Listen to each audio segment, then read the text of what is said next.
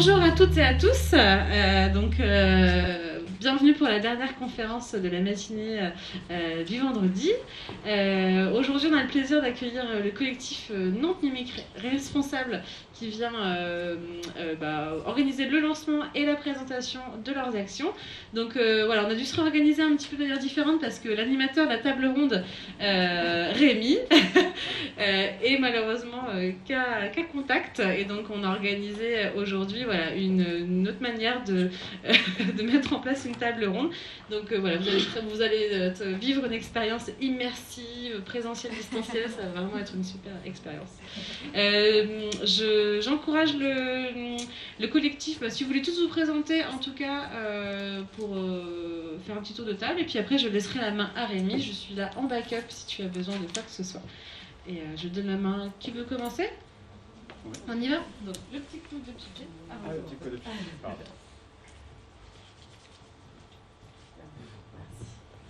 Bonjour à toutes, bonjour à tous. Donc Romain Petiot, membre du collectif, pour l'instant on est surtout un collectif, de Nantes Numérique Responsable. Je suis également actif à l'Institut Numérique Responsable et au Green Code Lab sur Nantes.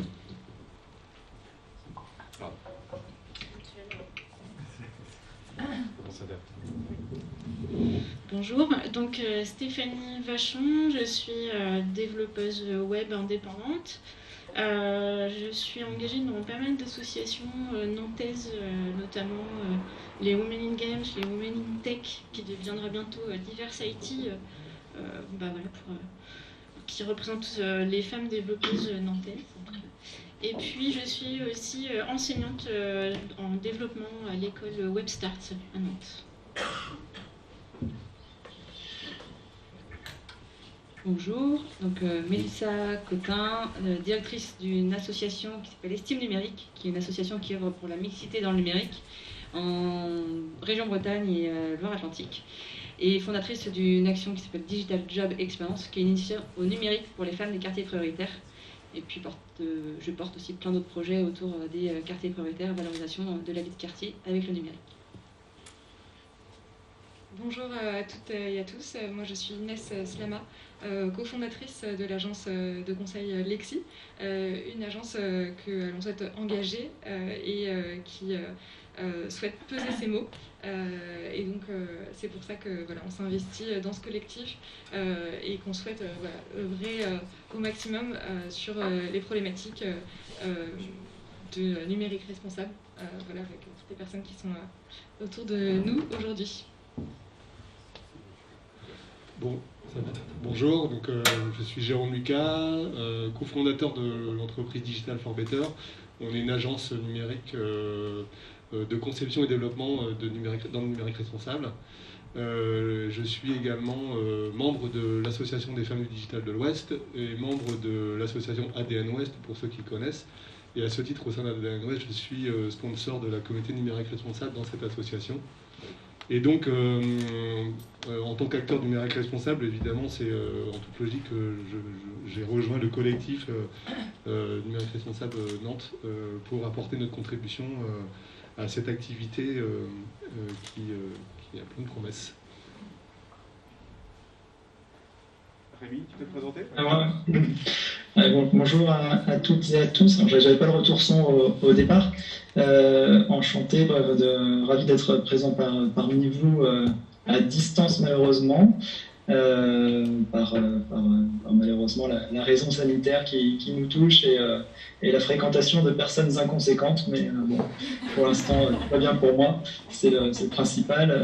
En tout cas, je suis ravi. Donc moi, je suis directeur de projet de l'Institut du numérique responsable. Je suis maintenant ex-nantais puisque je suis désormais à Paris.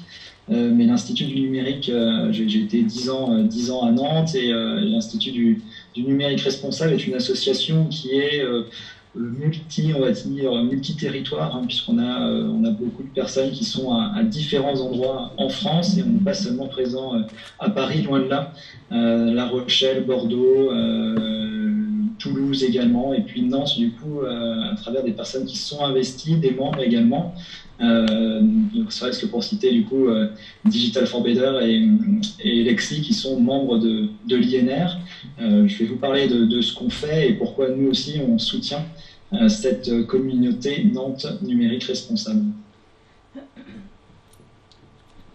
Je vais passer la parole du coup à Stéphanie. Stéphanie, tu vas nous faire un petit point sur la présentation du contexte, je pense. Voilà, pourquoi est-ce qu'on va parler de numérique responsable et rappeler les enjeux que beaucoup commencent à connaître, mais on a toujours besoin quand même de faire un petit point sur le sujet. Ouais, et pour ça, je ne savais pas forcément comment aborder les choses et je me suis dit que je vais parler de mon expérience personnelle en fait, parce que finalement j'ai été confrontée à tous ces sujets-là. Ça fait 12 ans que je suis développeuse maintenant. Il y a quelques années, j'ai commencé à réaliser qu'il y avait quelque chose qui tournait pas rond dans mon métier, que ça avait plus trop de sens. J'ai commencé à me rendre compte que le code que je faisais devenait de plus en plus lourd. Il faut quand même, je le rappelle, qu'on a envoyé des gens sur la Lune avec un programme qui tenait à peine sur une disquette. Je suis rendue à faire des fois des sites internet qui pèsent plusieurs mégas, ce qui est assez étonnant quand même. Et puis des sites de plus en plus jetables, des applis qui servent à rien, des périphériques avec des écrans qui changent tout le temps de dimension. Et je me dis, mais oui, c'est super, le numérique a changé ma vie, mais... Et en fait, on commence à quand même se renseigner sur savoir pourquoi il y a autant de portables et pas cher. Et puis, on commence à ouvrir son téléphone, à regarder ce qu'il y a dedans, et puis on se rend compte qu'il y a des matériaux. Il y a quand même sur un smartphone à peu près 60 matériaux, dont des matériaux rares. Ce sont quand même des ressources épuisables. Je pense notamment au plus proche à l'aluminium ou à l'or, par exemple. La fin de ces ressources-là sont données à 2025. 2025, c'est quand même dans 5 ans. Il faut savoir aussi que ces ressources-là sont extraites par des enfants dans certains pays, dans des mines où on creuse de plus en plus profond, et on a donc les mains de plus en plus sales. Alors, quelque part, j'ai commencé à me sentir responsable, parce que je fais ces sites internet-là, je développe ce code-là. Et du coup, à ce moment-là, je me suis dit, le numérique a changé ma vie, nos vies, mais à quel prix? Et en bonne développeuse, je vais souvent à des conférences, à des événements. Et je me suis rendu compte qu'à ces événements-là, à ces conférences-là, il n'y avait que des hommes. J'arrivais pas forcément à trouver des rôles modèles, des femmes. Ou quelques-unes, mais elles se faisaient discrètes, voire elles ne voulaient pas monter sur scène. Bon, ok. Et puis, je me suis dit quand même, je ne m'y retrouve pas vraiment. Et je l'ai vécu aussi, car mon associé était un homme. On faisait tous les deux le développement dans notre société, et souvent, j'ai eu des clients qui me disaient que je faisais le coloriage, ou un chef de projet qui me disait qu'il voulait parler aux développeurs. C'est moi qui développais le site, mais je pense que... Non, il fallait que ce soit mon associé, parce qu'il s'y connaissait mieux en technique quand même. C'est plein de petites choses où on se dit, quand même, je me sens pas très à l'aise avec ça. Et puis, j'ai enseigné, et en fait, un de mes élèves m'a dit qu'il était embêté parce qu'il ne voyait pas les couleurs sur le site internet. Il est daltonien. Et là, je me suis dit, ah ouais, il y a quand même un problème. Et j'ai commencé à me renseigner sur l'accessibilité. Et là, on se rend compte que la plupart des sites ne sont pas accessibles à des personnes handicapées ou en situation de handicap. Une situation de handicap, c'est vous, demain. Vous avez un accident, vous avez un problème à l'œil, vous ne pouvez pas utiliser votre souris, vous devez utiliser votre clavier. Essayez de naviguer sur vos sites préférés avec votre clavier. Et là, en fait, à ce moment-là, on se dit, ah, quand même, il y a quelque chose qui ne va pas. Et là encore, je me sentais responsable parce que je fais aussi ces sites internet-là. Et du coup, il n'y a pas encore si longtemps, samedi dernier, grâce à Mélissa, avec son action Teach Me, j'ai eu l'occasion d'être bénévole pour aider des gens à utiliser un ordinateur. Il y a des personnes qui ont une cinquantaine d'années qui n'ont jamais touché un ordinateur de leur vie. À l'heure où aujourd'hui, on débat sur la 5G, il y a des gens qui font 25 km pour scanner des feuilles pour les apporter à Pôle emploi. Il y a des gens qui ne savent même pas connecter leur téléphone à leur ordinateur, voir où se trouve une prise USB et qu'est-ce que c'est qu'une prise USB. Ces gens-là, il ne faut pas les mettre de côté, ce sont des gens de la vie de tous les jours, vous en connaissez sûrement. J'ai aussi eu un élève qui ne savait pas dézipper un fichier. Il a 22 ans, donc non, même la nouvelle génération a aussi des problématiques sur l'utilisation du numérique. On est imparfait, mais changer, souvent, c'est aussi s'améliorer pour toucher à quelque chose de perfectible et d'aller vers le mieux. C'est pour ça qu'en tant qu'utopiste aujourd'hui, je fais confiance à l'intelligence collective parce que finalement, je suis responsable et on l'est tous aussi. Voilà, c'est un peu ma définition propre du numérique responsable dans ma vie de tous les jours. Merci.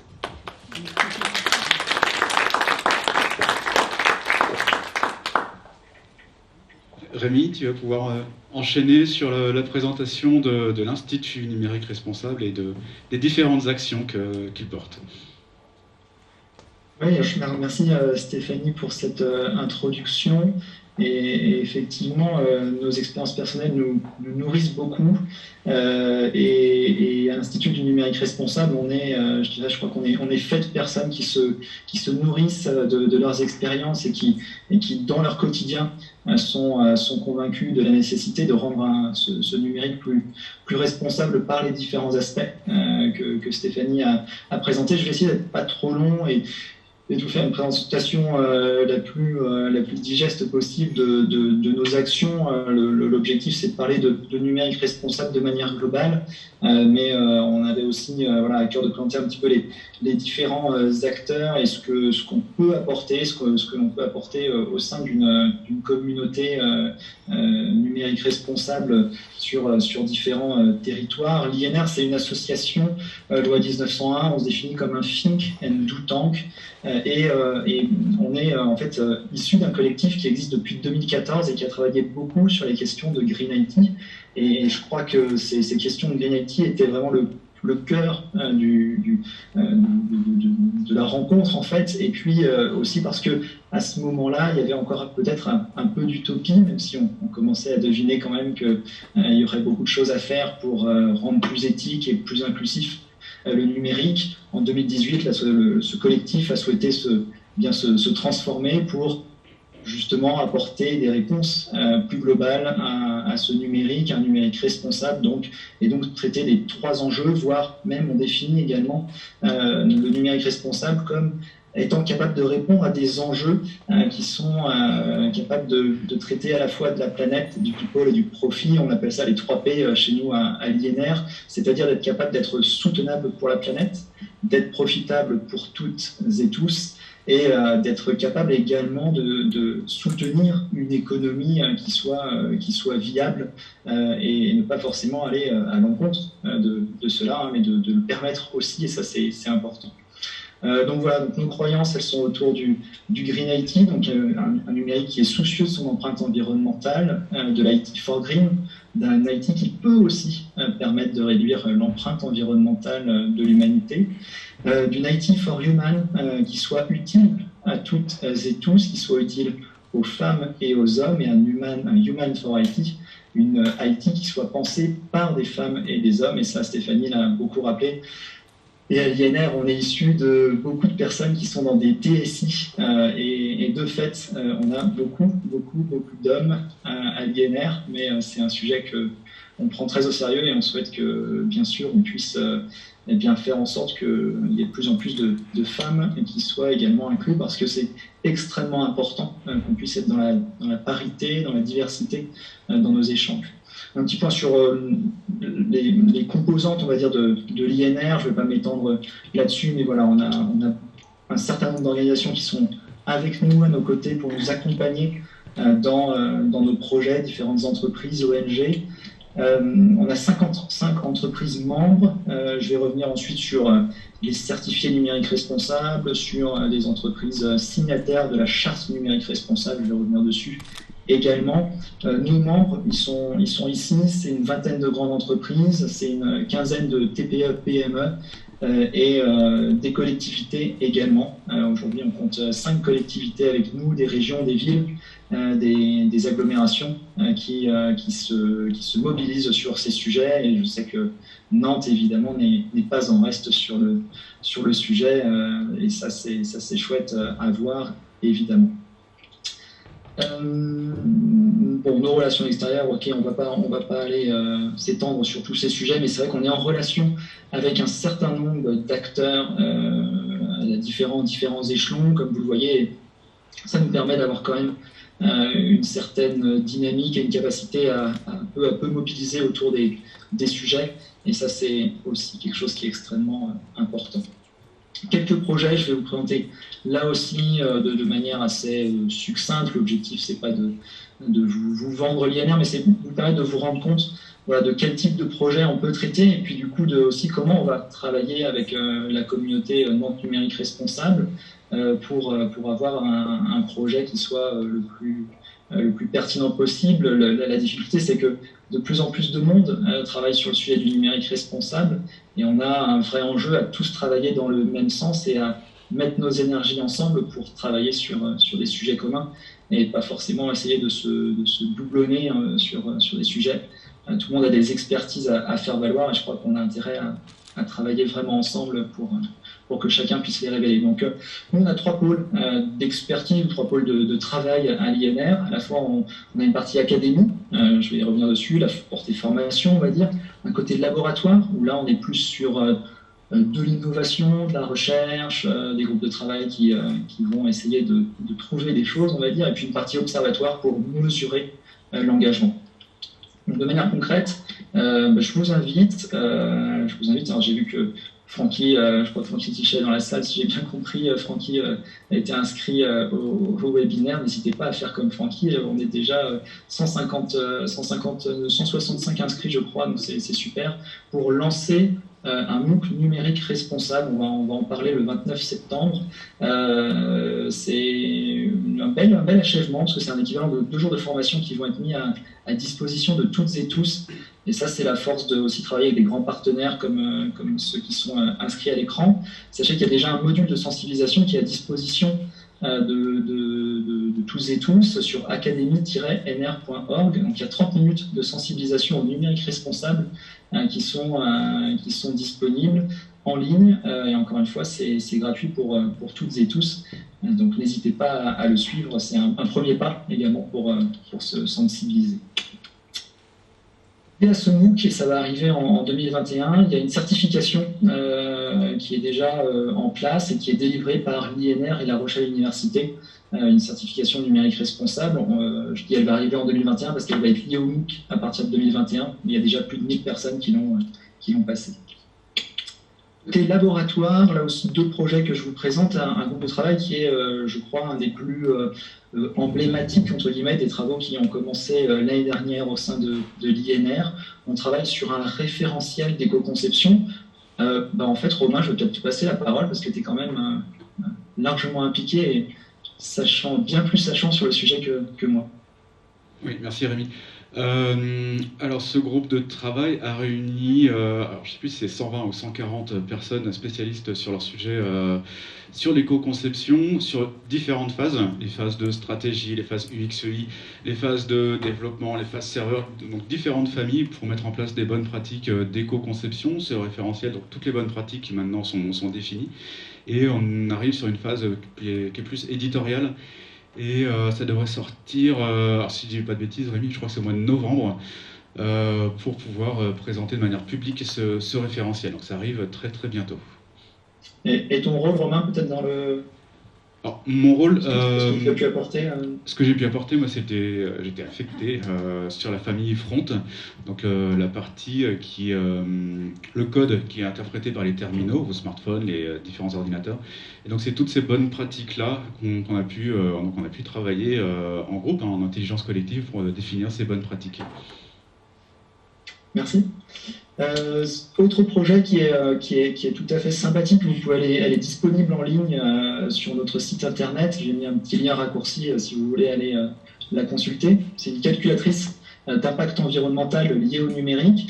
Alors c'est la version bêta, on est en train de travailler sur une deuxième version, il y a un groupe de travail qui se met en place et à l'INR on travaille à la fois avec nos membres pour les groupes de travail et puis avec toutes personnes qui ont envie de s'investir aussi sur ces sujets et on est en train de travailler sur quelque chose de plus cossu parce que là on est vraiment sur une V0 pour avoir quelque chose de vraiment complet et avoir un bel outil, mais vous pouvez toujours en tout cas vous amuser dans un premier temps avec ça.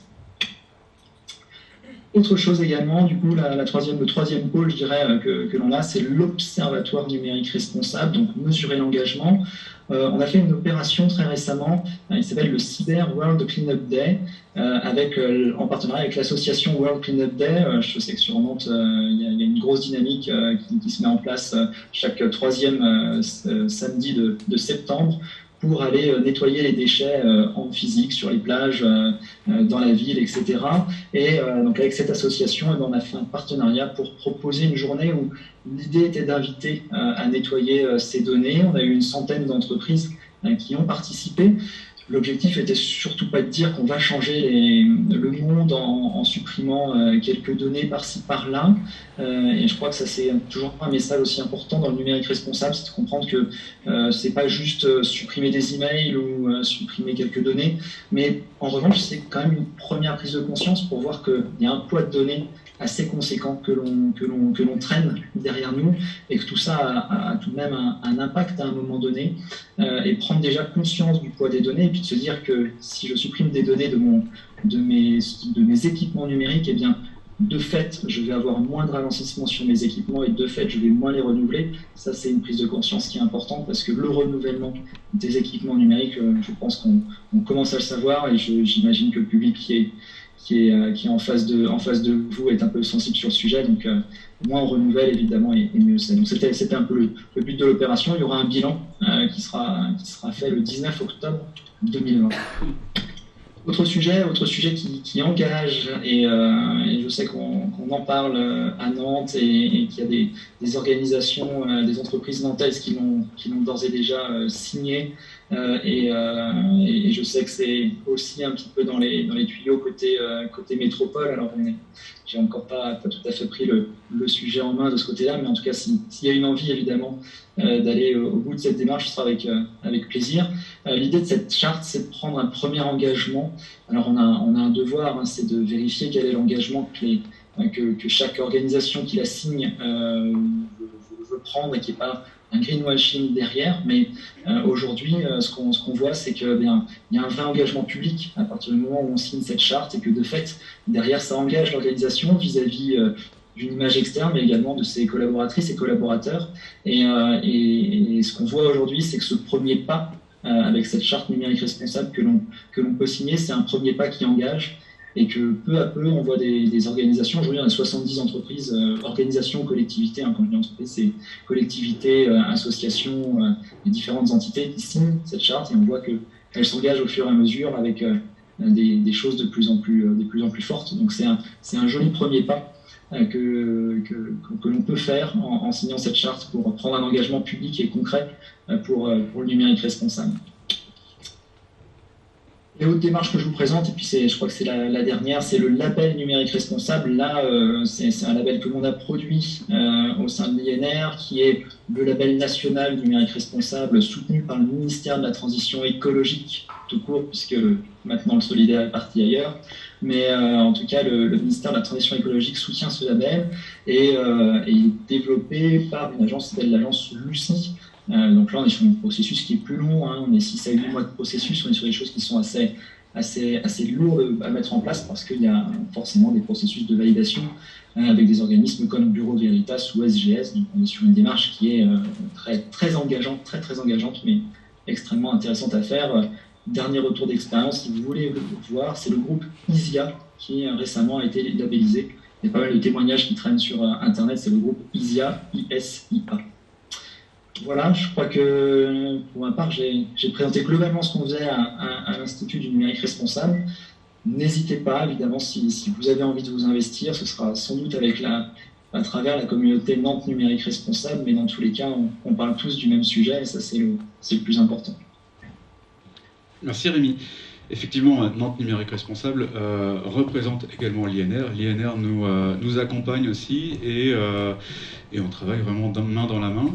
C'est grâce d'ailleurs à l'INR et à Rémi qu'on peut aujourd'hui présenter ce lancement de Nantes Numérique Responsable, parce qu'à la base c'était une présentation complète de l'Institut Numérique Responsable et des actions. Donc merci beaucoup Rémi et merci. On ne peut pas compter sur moi, j'arrive même pas à me déplacer de Paris à Nantes. Voilà, merci beaucoup Rémi. Donc effectivement aujourd'hui c'est le lancement officiel, en tout cas c'est un moyen de communiquer pour nous sur Nantes Numérique Responsable. Donc voici le logo, il va peut-être être remanié dans les prochains jours, c'était vraiment une version bêta, mais voilà, en tout cas ça permet de donner une tendance. C'est très sobre, c'était l'idée en tout cas d'avoir cette sobriété à travers ce logo. On verra pour ce logo. On a besoin aussi d'avoir des retours, savoir s'il fonctionne ou pas. On travaille un petit peu dans l'urgence là-dessus. Bref. Donc Nantes Numérique Responsable, l'idée c'est de faire émerger et valoriser le numérique responsable à Nantes. Le faire émerger, on voit surtout qu'à Nantes, différents acteurs s'intéressent au sujet et que surtout à Nantes, le terreau est très fertile. On peut, et tout le monde est un peu en attente aussi d'une petite étincelle pour pouvoir essayer d'actionner des leviers. Ils veulent passer à l'action et ils attendent, on espère, en tout cas le Nantes Numérique Responsable doit permettre de fédérer et de passer à l'action auprès de tous ces acteurs-là. Et donc je le répète, le terreau est très fertile sur Nantes. Attirer les talents avec des valeurs communes. Vous l'avez tous vu, il y a Doctolib qui arrive sur Nantes. On a envie d'attirer d'autres acteurs. Attirer Doctolib, c'est super, hein, mais on a envie d'attirer aussi les acteurs du numérique responsable à travers ces actions-là. Être une ville numérique responsable et attirer d'autres acteurs du numérique à travers ces valeurs-là. Valoriser les missions vertueuses des entreprises, organisations, communautés, écoles. Le but dans l'association, c'est que ce soit assez global. On n'est pas que entre acteurs du numérique, entre professionnels. On s'adresse vraiment aussi aux écoles, aux associations et même auprès du grand public. On a envie de mener des actions auprès du grand public, j'y reviendrai juste après. Coordonner les forces vives sans se disperser, c'est un vrai sujet. Éviter de doublonner certains sujets portés par différents acteurs et plutôt fédérer ces acteurs-là pour être plus forts. Former et sensibiliser les usagers à une meilleure utilisation du numérique. Donc on le voit, tu en as très très bien parlé tout à l'heure et c'est un vrai sujet. Évaluer la performance numérique à l'échelle locale. Il y a un vrai sujet au niveau des indicateurs. Comment est-ce qu'on mesure l'impact, l'empreinte environnementale, l'empreinte au niveau des organisations? Il y a un vrai sujet là-dessus et il faut des métriques pour pouvoir s'améliorer et s'appuyer sur ces indicateurs-là. Donc si on veut s'améliorer, il faut pouvoir le mesurer et avoir des données tangibles. Il ne suffit pas de dire ça s'améliore, il faut aussi pouvoir le prouver et pouvoir suivre des indicateurs.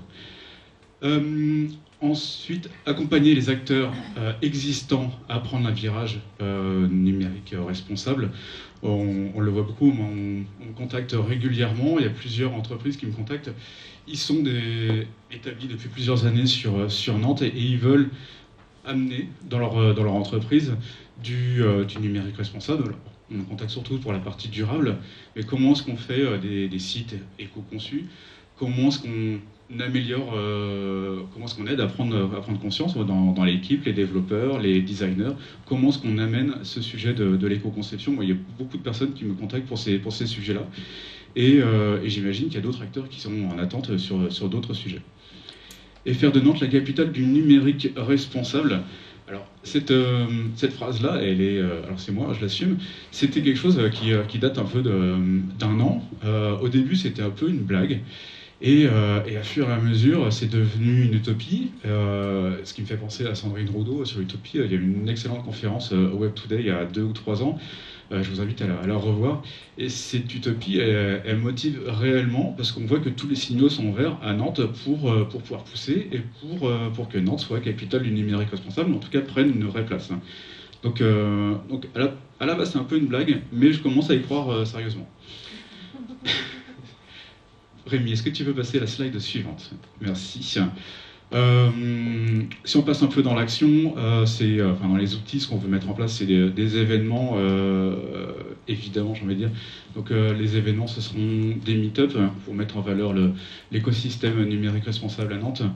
Ce sera aussi, alors j'y reviens, je crois, dans la slide suivante, mais mettre en place des événements, mettre en place de la formation auprès du grand public et auprès des acteurs du numérique.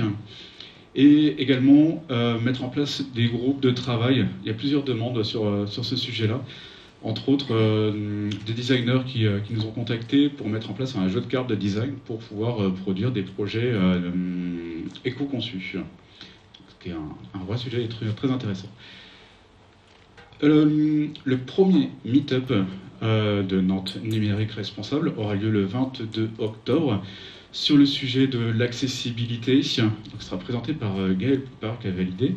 Et j'espère aussi à cette occasion, donc ça c'est pas encore validé, mais pouvoir faire une démonstration d'une personne qui utilise un lecteur d'écran, comment est-ce que les malvoyants utilisent Internet. Le fait d'avoir cette démonstration-là, ça aide à prendre conscience et ça permet aussi de comprendre quelles sont les attentes de ces personnes-là. Ils ont des vrais besoins. Et voilà, j'ai bon espoir de pouvoir amener cette personne-là à ce meet-up. Accompagner l'opération collective éco-conception, service. Voilà, donc éco-conception des services numériques entre Nantes Numérique Responsable, la cantine et l'ADEME. Donc on va proposer, alors c'est pas encore officiel, mais bon, je vous en parle un petit peu quand même. On va proposer un accompagnement sur les services numériques pour les rendre plus éco-conçus. Et il y aura une participation financière de l'ADEME, et c'est en cours de travail là-dessus. Un groupe de travail, ça je vous en ai déjà parlé, sur les jeux de cartes. Un autre groupe de travail qu'on aimerait mettre en place sur les indicateurs d'empreinte environnementale des organisations. Ensuite, promouvoir la signature à la charte INR, donc de l'Institut Numérique Responsable.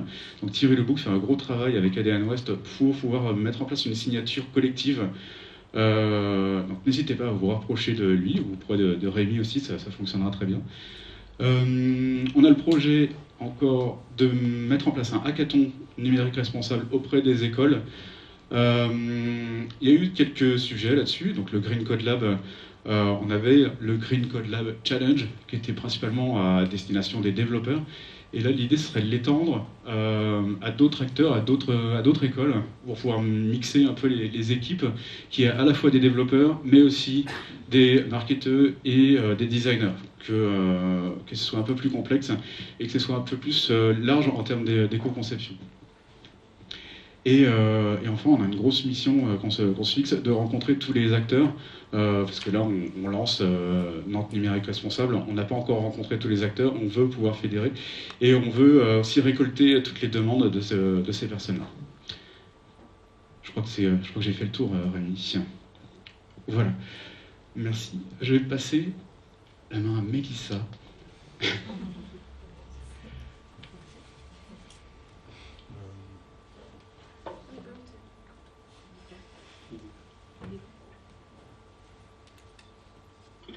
Bonjour, je vais prendre le coup de Teach Me.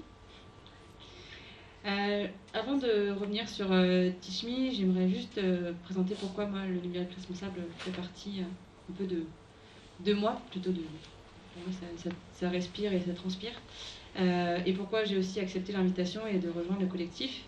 Moi j'ai grandi en quartier prioritaire, je viens d'un milieu très modeste, j'ai quitté le domicile à 17 ans et donc j'ai dû travailler très tôt. Par le plus grand des hasards, je suis arrivée dans le numérique et c'est un peu pour moi été une révélation. J'ai pas eu besoin de dire d'où je venais, qui j'étais. J'ai fait plein de métiers différents, j'ai pu switcher de plusieurs manières et arriver aujourd'hui à 32 ans à être directrice d'une association qui œuvre pour la mixité dans le numérique. J'ai repris mes études, bref, j'ai eu cette capacité, ou en tout cas cette chance de voir l'efficacité du numérique et que quand on m'a tendu la main, j'ai pu sortir un peu de cette précarité-là qui était peut-être ma destinée. Et puis il y a quelques années, 3 ans à peu près, je me suis retrouvée confrontée dans le numérique, donc à bosser dans le numérique, et à être entre deux mondes. Le monde de ceux qui galèrent à trouver un taf, et le monde des entreprises qui galèrent à trouver des talents. Je me suis dit, à un moment donné, c'est peut-être l'occasion de peut-être réunir ces deux mondes-là et de déverrouiller ou de casser les codes qu'on peut avoir soit sur l'informatique ou soit sur les quartiers. Parce qu'aujourd'hui, quand on parle de quartier, c'est jamais très positif. Et quand on parle de numérique, on voit toujours des mecs aux cheveux gras qui mangent des chips toute la journée. Donc voilà, c'était un peu les deux, de confronter ces deux mondes-là et de permettre à des personnes d'aller dans le numérique et de leur dire, venez, il y a du taf, on peut y aller à n'importe quel moment de sa vie, il suffit juste de casser un peu les codes. Et donc j'ai lancé Digital Job Experience il y a 3 ans, qui est une initiative numérique pour les femmes des quartiers prioritaires,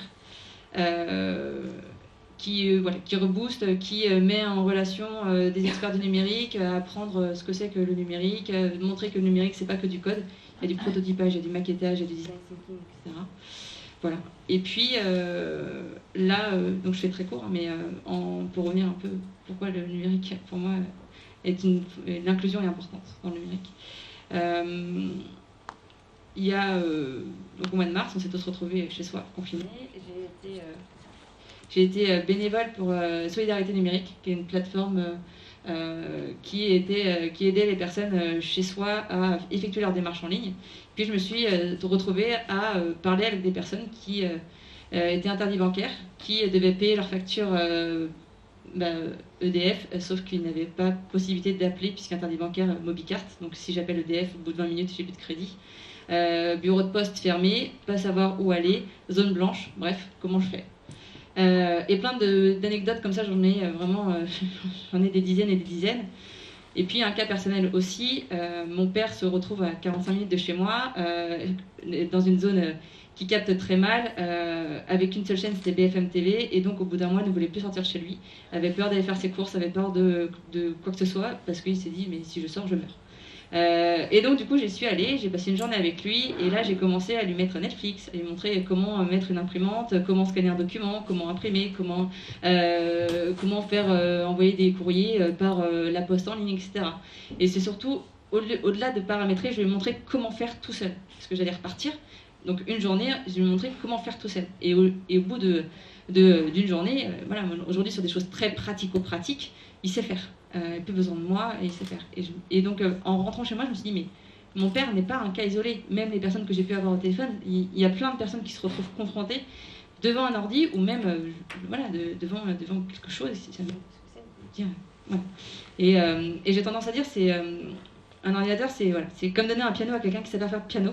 Si on ne le forme pas, c'est compliqué.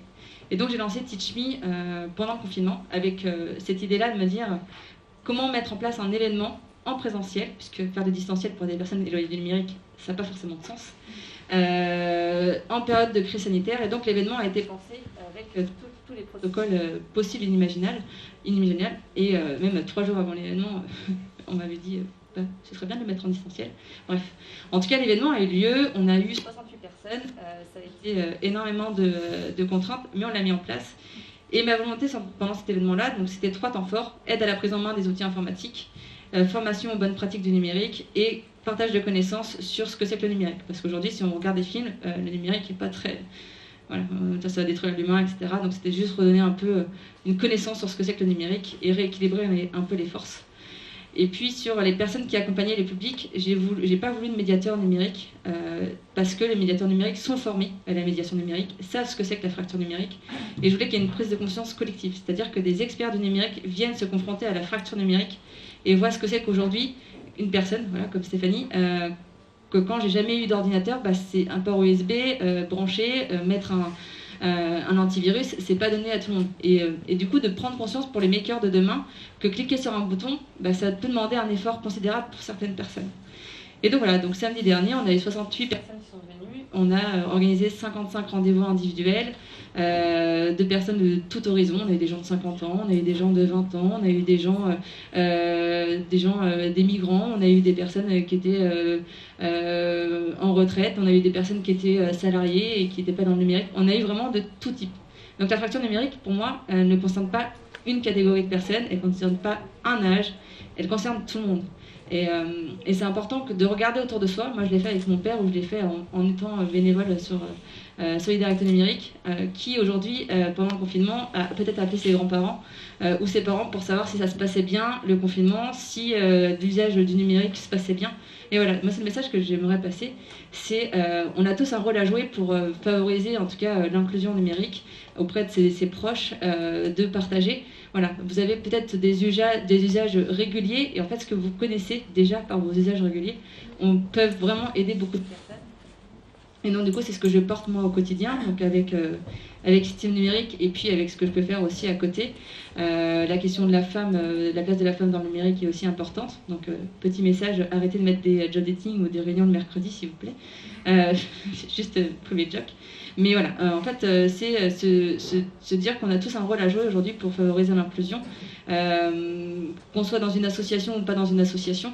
Mais voilà, en tant que professionnel, en tant qu'étudiant ou en tant que personne, ce que vous savez aujourd'hui et ce que vous utilisez au quotidien peut avoir un impact et peut être utile pour d'autres. Voilà.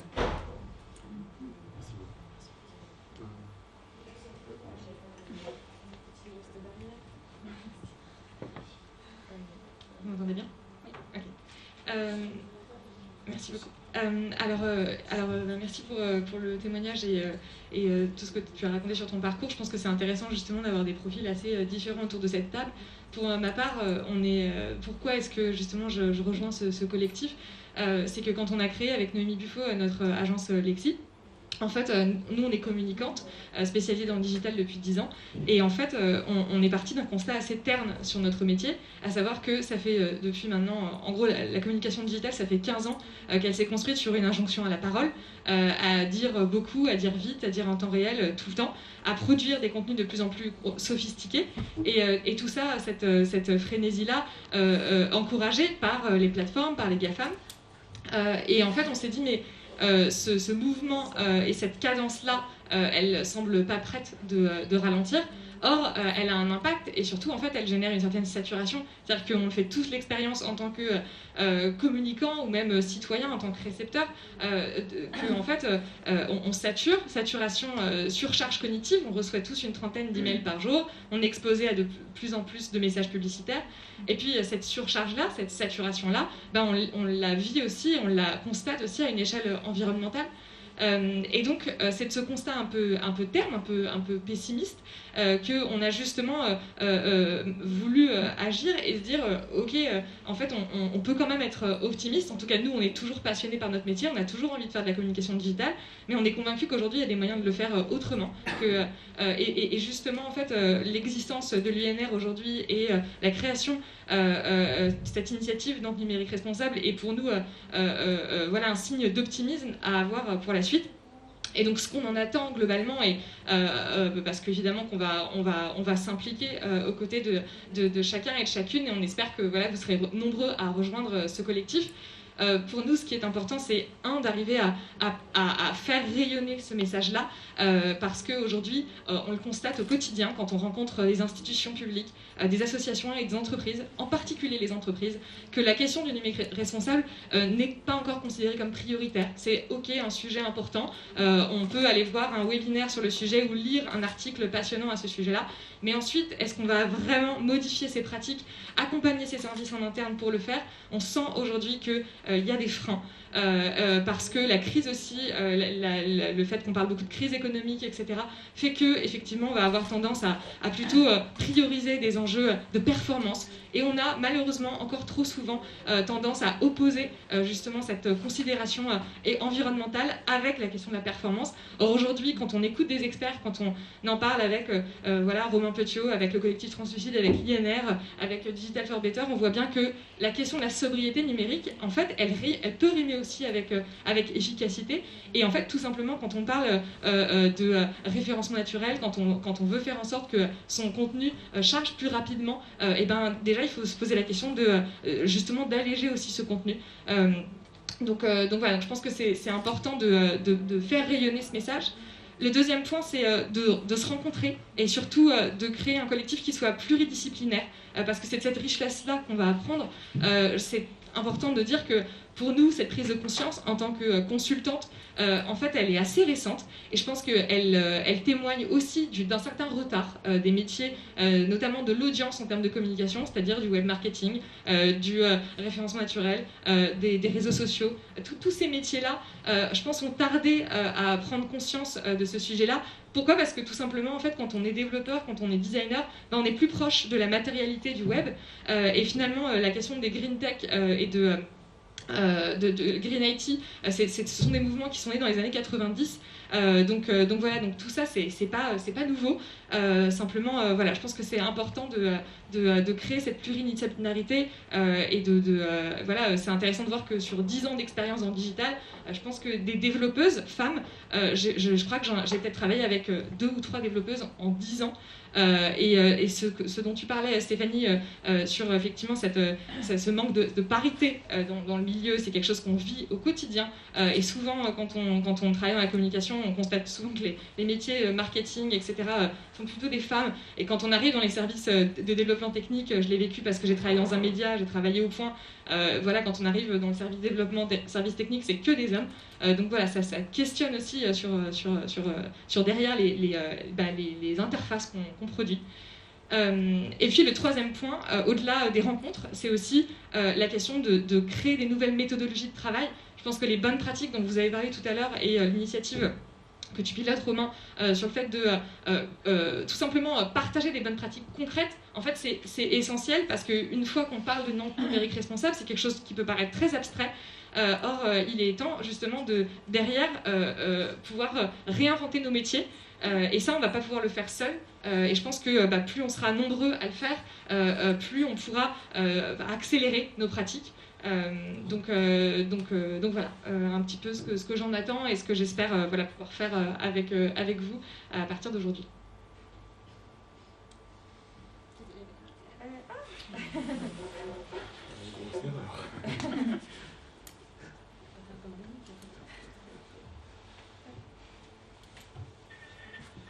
Oui, alors du coup par rapport à nous, Digital for Better, déjà la première chose, quand on s'est créé, en fait on a inscrit dans notre mission d'entreprise, dans notre raison d'être, sensibiliser le plus grand nombre à adopter une démarche numérique responsable.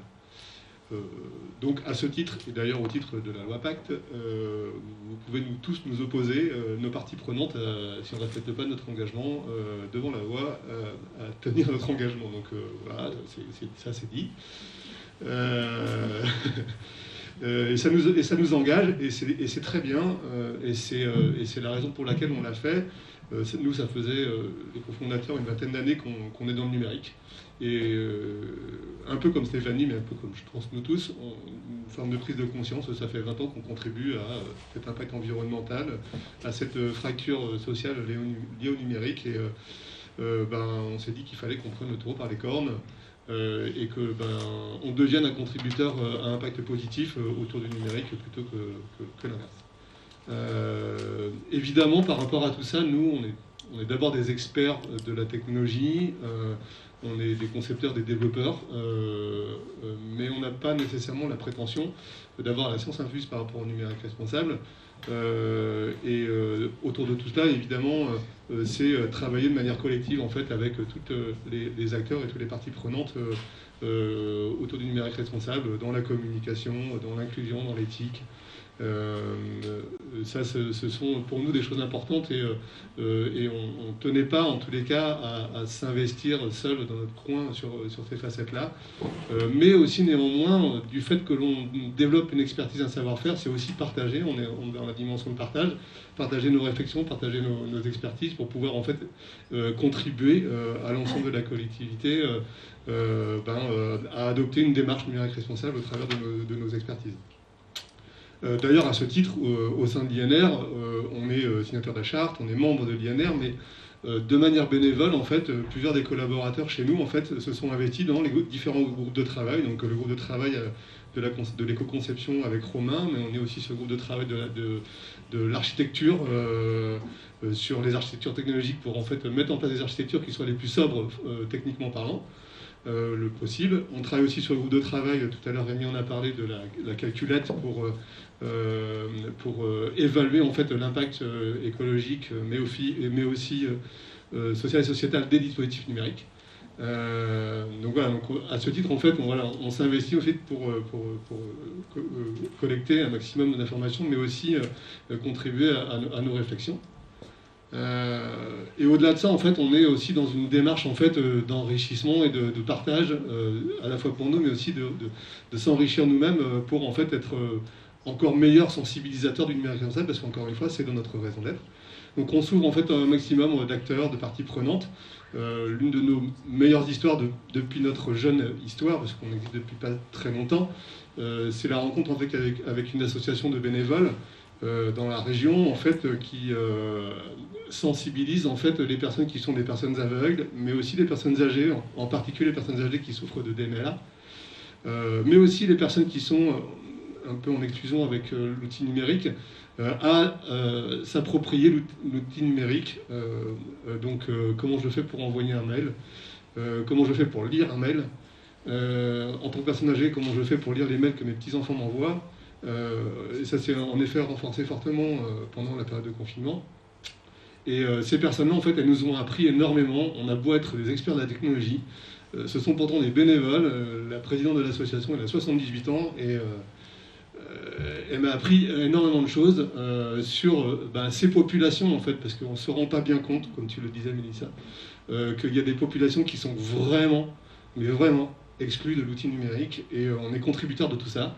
Et être au contact en fait de ces problématiques-là, en fait, ça nous amène nous en fait à réfléchir différemment, mais aussi à réfléchir à apporter des solutions en fait à cette dynamique. Donc voilà en fait la démarche dans laquelle on est, et c'est pour ça que évidemment apporter cette contribution dans le collectif, partager, on animera des meet-up, on contribuera, et puis on fera aussi au travers des connaissances qu'on peut avoir intervenir des connaissances de notre réseau qui pourront apporter aussi leur témoignage en fait d'actions qui sont menées pour encore une fois sensibiliser le plus grand nombre à une démarche numérique responsable. Donc voilà un peu la démarche dans laquelle on s'inscrit, et c'est pour, je pense, le bien de tout le monde et dans les mêmes valeurs.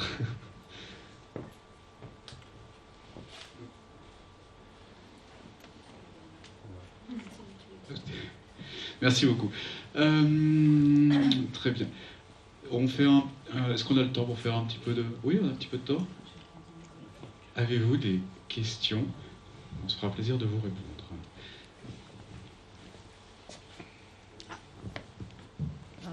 Il n'y a pas une invitation à proposer? Je te laisse la faire, parce que tu es un petit peu à l'origine aussi de cette partie-là. Et c'est assez pertinent. Merci Rémi de relancer sur le sujet. Pardon, oui, on avait à cœur pour lancer cette communauté, on avait à cœur de faire ce qui est de moins en moins possible en ce moment, se réunir de manière la plus responsable possible. Et on vous propose du coup de se retrouver à 17h30, entre 17h30 et 20h, pour faire un apéro numérique responsable au Levrette Café. Alors bon, moi je n'y serai pas malheureusement, encore une fois, bien contre ma volonté, j'aurais beaucoup aimé être là, mais je crois qu'il y a pas mal déjà le mot a circulé à droite à gauche, et il y a déjà pas mal d'acteurs et actrices du numérique responsable qui seront présentes et présents. Donc n'hésitez pas, il n'y a que 30 places, Covid oblige, mais il faut voir avec les responsables de la communauté, Stéphanie et Romain, qui va pouvoir vous dire ce qu'il en est. Voilà, merci. Juste pour rebondir sur...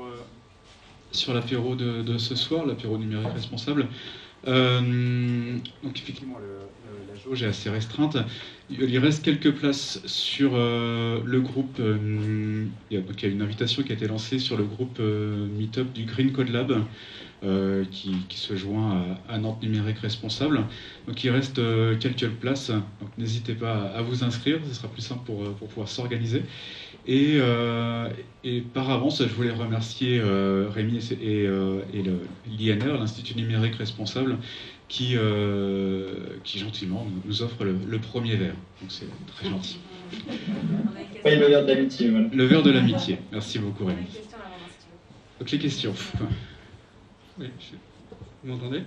Oui, c'est bon. C'est plus deux petits commentaires. Moi, je m'appelle Michael Tourquet-Gélin, je suis de l'agence Lucie. C'est nous qui gérons le label numérique responsable pour le compte de l'INR. Et juste pour vous signaler que moi je viens de m'installer à Nantes, donc je suis la première Luciole, hein, les gens de l'équipe Lucie qui s'installent en région, et donc très heureux de pouvoir échanger avec vous par la suite pour voir comment on peut travailler ensemble, parce que bien évidemment voilà, on a notre pierre à l'édifice à apporter. Et puis voilà, moi j'ai fait l'inverse de Rémi, hein, lui est reparti à Paris, moi je suis arrivé à Nantes, un peu cher de place. Donc, tu reviendras, on le sait que tu reviendras. Et juste savoir quand. Voilà. Elle viendra nous voir de temps en temps. Et juste un petit commentaire par rapport à ce que disait Romain tout à l'heure sur l'idée de faire de Nantes la capitale du numérique responsable. Moi j'y crois. Parce qu'on a vu, nous, le label Lucie en tant qu'expert de la RSE, avec le label d'origine Lucie qui est le nôtre, comment le territoire des Pays de la Loire d'une manière générale, et à commencer par Nantes et la Loire-Atlantique à l'origine, ont été vraiment précurseurs, pionniers sur la RSE. Et aujourd'hui, ce territoire a une grande avance sur les autres. On voit vraiment la différence avec d'autres régions. Et je crois vraiment à cet esprit ici pour prendre cette avance et vraiment montrer l'exemple. Parce qu'on n'est pas obligé d'être des suiveurs, être à la pointe des numériques responsables. Des numériques, c'est pas s'engouffrer, tête baissée dans la 5G, c'est aussi savoir travailler de façon responsable et travailler sur des aspects comme la sobriété numérique, l'inclusion, la diversité. Ça, c'est des choses qu'il va falloir vraiment porter, travailler en profondeur. Et il va falloir faire beaucoup de travail pour convaincre et éduquer et porter le message. Mais j'y crois. Bonne chance à nous tous. Merci beaucoup. Bienvenue à Nantes. Et oui, on se voit après.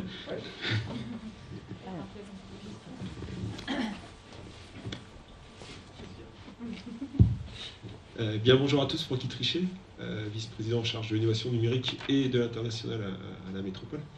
Donc, je suis extrêmement ravi et présent avec Louise, bien évidemment, que vous connaissez aussi, qui est en charge de ces questions aussi au sein de la ville. Un nouveau duo sur le numérique. Je suis ravi en fait de ce que vous présentez pour plein de raisons. La première, c'est que vous l'avez dit, hein, naturellement le terreau il est fertile.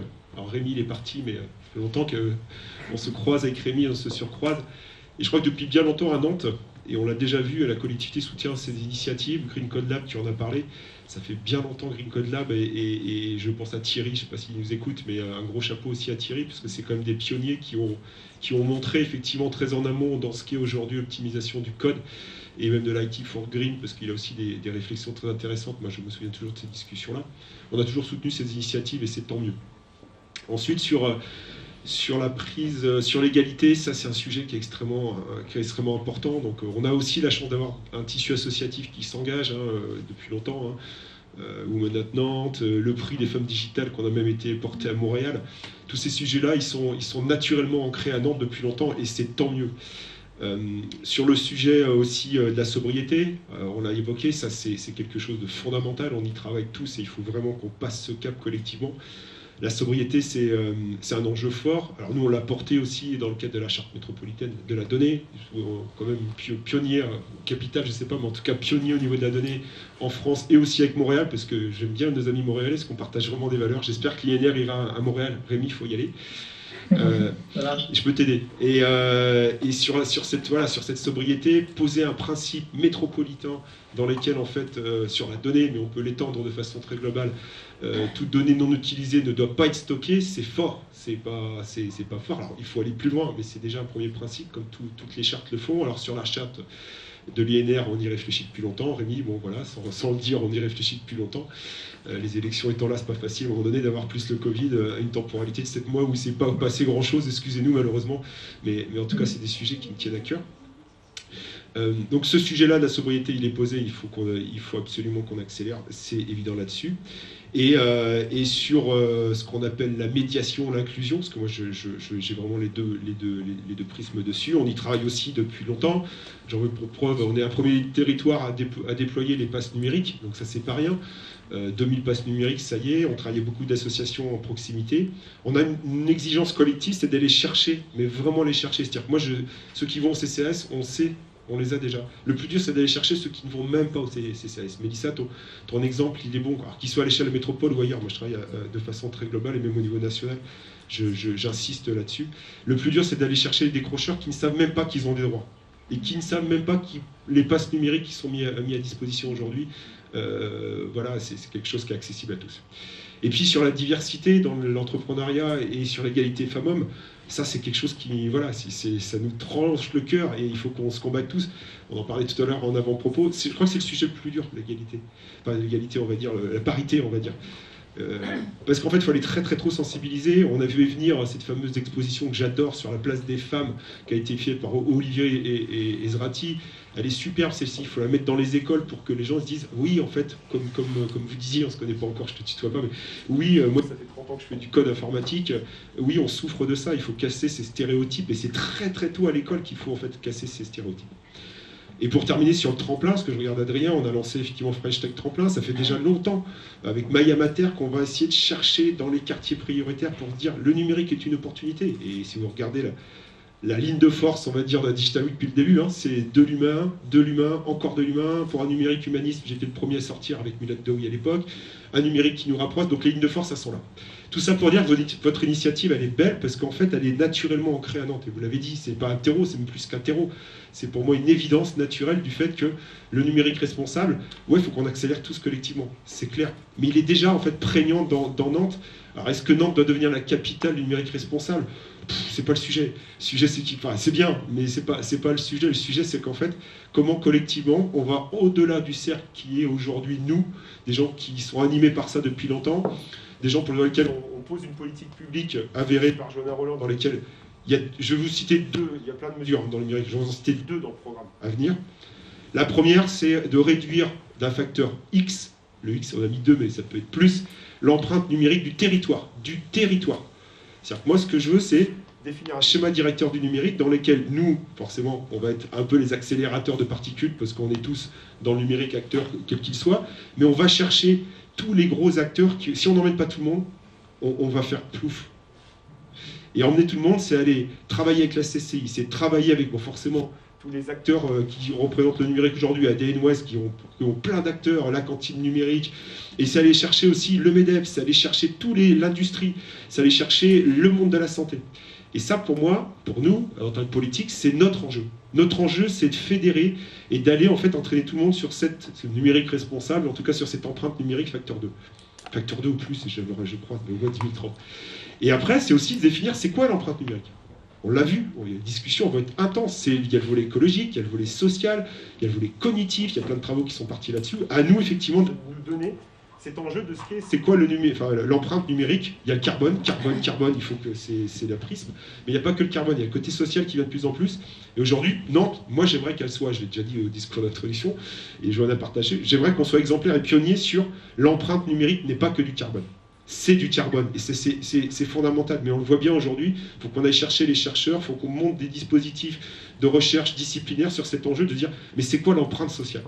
Et que moi, je veux que Nantes devienne aussi leader sur ce sujet, par la recherche, par les mesures qu'on doit faire ensemble. Donc ce schéma directeur du numérique, pour moi, c'est le cap, mais le cap qu'on doit tous avoir, et on va mettre du temps à le faire, ça va pas se faire en 2 mois, et il faut qu'on le fasse tous ensemble. J'espère que dans 1 an, on aura défini ce que c'est que ce schéma, parce que pour moi, c'est un gros document. Je le disais tout à l'heure, et je le dis pour tous, hein, c'est des valeurs, c'est des trajectoires et des caps qu'on va avoir, c'est un plan d'action feuille de route sur du pragmatisme dans lequel les gens s'engagent. Alors, effectivement, ça peut être adhérer à des chartes, on l'a vu, tout ça, et c'est du financement. Si on n'a pas de financement, les amis, on ne va pas y arriver. Et ce financement, on va tous aller le chercher. Parce qu'on aura ce cap et cette ambition de schéma directeur du numérique à 2030 dans lequel, et là, Nantes capitale du numérique responsable, ouais, ça, quand on aura ce schéma-là, je pense qu'on va pouvoir, pour une fois, peut-être se dire à Nantes, il se passe des choses parce qu'on l'a fait tous ensemble. Et en tout cas, voilà, ça c'est ce que je voulais dire. La deuxième quand même aussi mesure forte qu'on partage aussi avec Louise, évidemment, c'est je veux que Nantes soit la première ville, on l'a inscrit, où on crée une filière de réemploi, recyclage du numérique de façon très très globale. Et quand je dis filière, c'est à chaque fois j'adore mes amis de Alice 44, on fait des choses, c'est 200 micros, c'est pas ça la filière, on passe à l'échelle XXL. Et on est vraiment la première ville où, comme les piles, je sais où je vais jeter mon matériel, qu'il soit le portable, qu'il soit le câble du portage, on fait 2 par mois, moi, enfin oui, les chargeurs, et je veux qu'à Nantes, on expérimente aussi depuis la collecte très en amont, et qu'on ait le réflexe en disant, waouh, à Nantes, j'ai le réflexe comme les piles, je peux le Intermarché du coin, ou voilà, j'ai ça, la transformation, la massification et la redistribution, dans des cercles vertueux, circuits courts. Ça, c'est un enjeu très fort, et pour moi, ça croise 3 politiques. On l'a posé avec Maëlle aussi, qui est plutôt vice-présidente en charge de l'économie sociale et solidaire. C'est une politique qui doit croiser le numérique, l'ESS, de fait, et les déchets. Parce qu'aujourd'hui, oui, le numérique, c'est un déchet. Et aujourd'hui, dans les collectivités, c'est pas un déchet, le numérique. Donc nous, notre rôle aussi en tant que politique, c'est d'aller bousculer ces points de vue-là. Aujourd'hui, les déchets, c'est... Si on parle des déchets d'un point de vue international, le numérique est un déchet. Mais de façon pragmatique, qu'est-ce qu'on doit faire, nous, en tant qu'élus, c'est vous aider, vous accompagner comme on fait depuis le début sur le volet associatif, et aussi poser ces enjeux au bon niveau. Et Nantes, pour moi, elle doit être en tout cas exemplaire sur ces 2 sujets. Le sujet du schéma directeur numérique territorial, j'aimerais qu'il y ait 3000 entreprises et organisations qui signent, avec des objectifs très précis, sur tous les volets qu'on vient de dire, et ce côté filière, parce que si on arrive à sortir cette filière, les amis, je vous jure, alors je ne sais pas si on va y arriver dans 6 ans, avec de l'ambition que j'ai, c'est-à-dire que le réflexe, tous les Nantais se disent, mon téléphone, c'est un déchet, mais je sais qu'il va repartir localement, idéalement, ou peut-être ailleurs, mais idéalement localement. Et avec des industriels qui transforment, et puis voilà, on crée de l'emploi, parce que l'idée, c'est qu'une filière, on crée de l'emploi. Et c'est vertueux, etc. Voilà, bon, en tout cas, les 2 enjeux. Moi, je suis ravi, effectivement, de pouvoir travailler avec cette dynamique collective qui se met en place. Ravi, Rémi, parce que je crois que l'Institut, il faut le faire exploser. Donc, Montréal, on va y penser, et puis on va aussi fortifier les choses. Je sais qu'on a des chercheurs aussi à Nantes qui travaillent sur ces sujets. Et effectivement, je suis d'accord avec vous, l'éducation, il faut qu'on accélère aussi, parce qu'il y a des bribes, en fait, de sensibiliser les codeurs. Moi, je suis codeur depuis 30 ans à ça, mais on voit bien qu'il faut accélérer et généraliser. Donc là, il y a un travail aussi avec l'éducation nationale, à mon avis, à faire. On en parlait aussi tout à l'heure, sensibilisation, mais aussi sur les programmes de développement. Et puis, ravi que Louise soit maintenant avec moi pour porter ces sujets-là, parce que ça fait beaucoup, quoi. Sur le numérique, ça commence à faire beaucoup. Voilà, en tout cas, vive le collectif, et gardons ensemble cette envie de fédérer et d'aller très loin, mais pas contre nous, l'entre-soi, sinon on va mourir. Enfin, on va mourir, on va pas réussir Non, on va pas mourir, mais... Et Rémi, tu nous manques, hein.